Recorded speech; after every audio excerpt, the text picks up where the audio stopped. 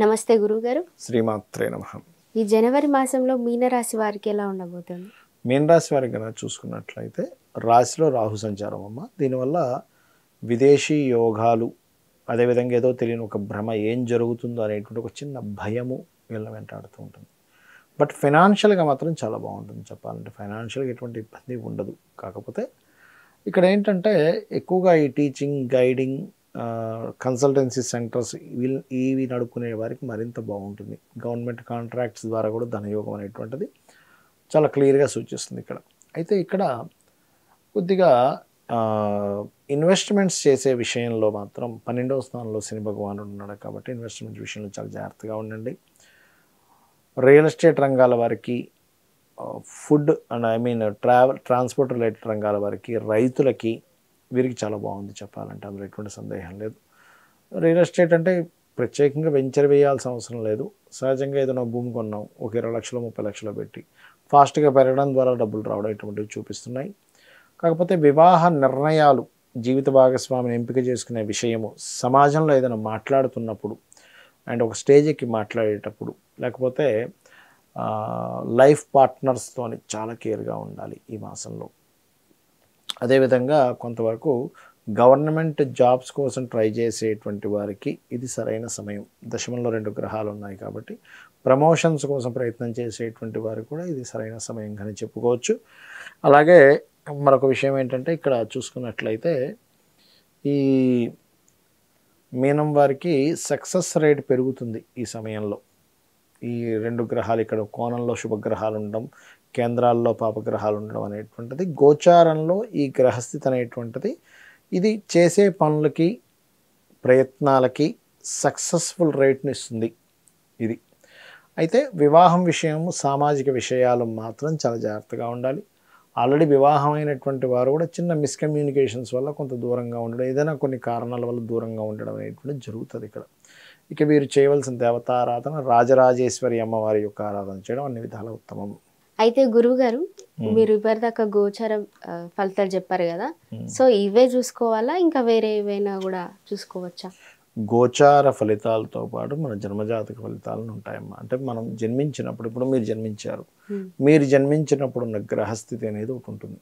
ఇది ఎట్లా తెలుసుకోవాలి అంటే మీరు జన్మించినప్పుడున్న సమయం తీసుకోవాలి. దీని ద్వారా లగ్నం తెలుస్తుంది. లగ్నం ద్వారా ఏంటంటే మనిషి ఏమిటి, అసలు ఆ వ్యక్తి ఏమిటి అనే విషయం తెలుస్తుంది. అదేవిధంగా సమయం ద్వారా లగ్నం ఎలా తెలుస్తుందో date, month, year, time, place of birth, వీటి ద్వారా ఆ వ్యక్తి జన్మించినప్పుడు నుంచి ఉన్నటువంటి గ్రహస్థితి తెలుస్తుంది. వీటి ద్వారా ఏమిటి లాభము అంటే, ఇప్పుడు మీరున్నారు, మీకు ధనం ఏ రూపంలో వస్తుందో తెలియాలంటే మీ ధనాధిపతిని పట్టుకోవాలి.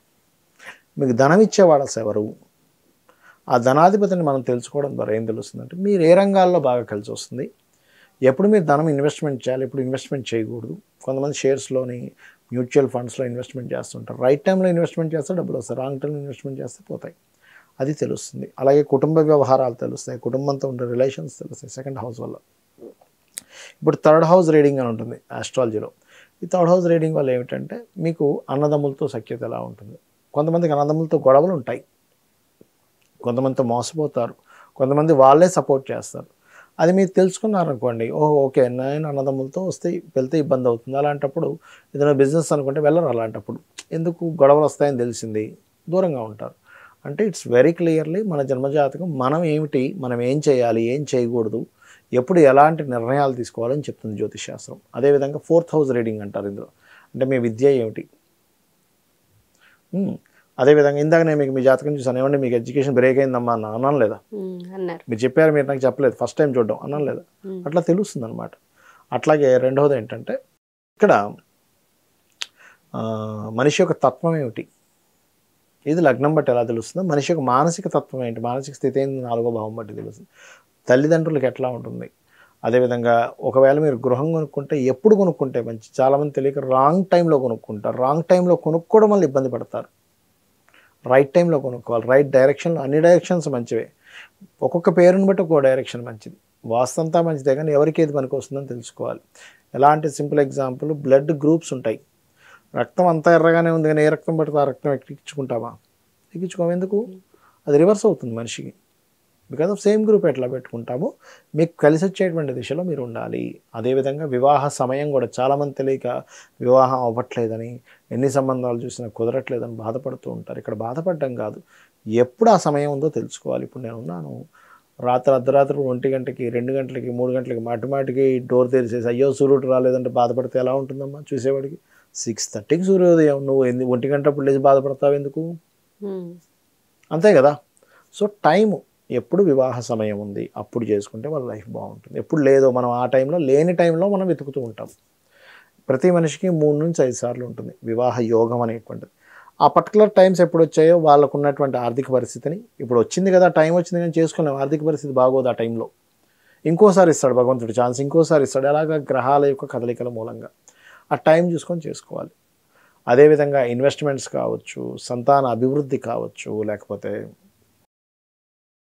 దాని ఏమంటారు జాబ్ కావచ్చు, బిజినెస్ కావచ్చు, ఇవన్నీ కూడా మన జన్మజాతకంలో ఉంటాయి. ఇక్కడ మీకు సందేహం కలుగుతుంది, మరి ఇవన్నీ మన జన్మజాతకంలో ఉంటే ఇప్పుడు కూర్చోబెట్టి ఈ రాశి ఫలితాలు ఎందుకు చెప్పారు అని. ఇది ఎలా అంటే అమ్మా, ఇప్పుడు మీరు ఉన్నారు, స్టూడియోకి వస్తున్నారు, అక్కడి నుంచి ఇక్కడికి రావాలి, ఒక అరగంట పడుతుందా మీ ఇంటి నుంచి ఇక్కడ రావడానికి? పడుతుంది. అదే బాగా ట్రాఫిక్ జామ్ ఉంది, ఎంత టైం పడుతుందమ్మా? గంట పడుతుంది. బాగా వర్షం పడుతుంది, ఎక్కువ టైం పట్టచ్చు కూడా. ఒకసారి వస్తున్న వెహికల్ ఆగిపోయింది, ఇంకెక్కువ టైం పట్టచ్చు. అంటే ఏమిటి, మీ చేతుల్లో లేకుండా ఇంకోటి బయట ఉండే పరిస్థితి కూడా మిమ్మల్ని ఆపుతూ ఉంటుంది. మీరు ఆరోగ్యంగానే ఉన్నారు, నడవగలరు, మాట్లాడగలరు, అంత ఆరోగ్యంగా ఉంది, ఏ ప్రాబ్లం లేదు, నేను కూర్చో యాంకరింగ్ చేయడానికి నేను రెడీగానే ఉన్నాను. కానీ వచ్చే తోవ హాఫ్ అన్ అవర్లో రావాల్సింది 1 అవర్, 1.5 అవర్, ఒక్కోసారి 45 మినిట్స్ ఎందుకు పడుతుంది? బికాస్ ఆఫ్ మధ్యలో ఉండేటువంటి పరిస్థితి. ఈ పరిస్థితిని ఇలా ఉంది కాబట్టి, బయట బాగా వర్షం పడుతుంది కాబట్టి, లేకపోతే బయట ఎక్కువ ట్రాఫిక్ ఉంటుందేమో కాబట్టి నేను ఒక అరగంట ముందు బయలుదేరుతానని మీరు డిసైడ్ అయితే టైంకి రాగలుగుతారు, అదర్వైజ్ రాలేరు. ఈ పరిస్థితే గోచారం.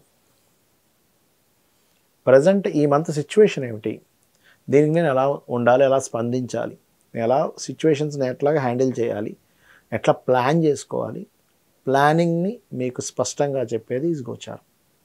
అందుకని గోచార ఫలితాలు చెప్పుకుంటూ మన జన్మజాతక ఫలితాలను చూసుకోవాలి. చాలామందికి జాతకము తెలియదు, గోచారం చూసుకోవడం అర్థం కాదు, వాళ్ళ డేట్ ఆఫ్ బర్త్లు తెలియవు. అప్పుడేం చేయాలి అంటే, నిత్యము ఉదయం సాయంత్రం చక్కగా లలిత కానీ విష్ణు సహస్రనామాలు కానీ చదువుకుంటూ, గోశాలకు వెళ్ళే అలవాటు ఉంటే గోశాలకు వెళ్ళి గోవులకి ఏదైనా తినిపిస్తూ, భగవంతుడిని శరణాగతి అంటారు దాన్ని. అంటే నాకు ఇవి ఏమీ తెలియవు, నీ పాదాలు నేను పట్టుకున్నాను తల్లి, నన్ను నువ్వు నడిపించు, నా పని నేను చేసుకుంటూ ఉంటా, అన్నిట్లో నేను చూసుకుంటాను, వెళ్తూ ఉంటే అమ్మవారే రక్షిస్తుందని మనకి దేవీ భాగవతంలో ఉంది. అంటే ఒక వ్యక్తి తన పూర్వజన్మ కర్మల చేత నుదుటి మీద ఒక రాత రాసుకొని వస్తాడు భూమి మీదకి.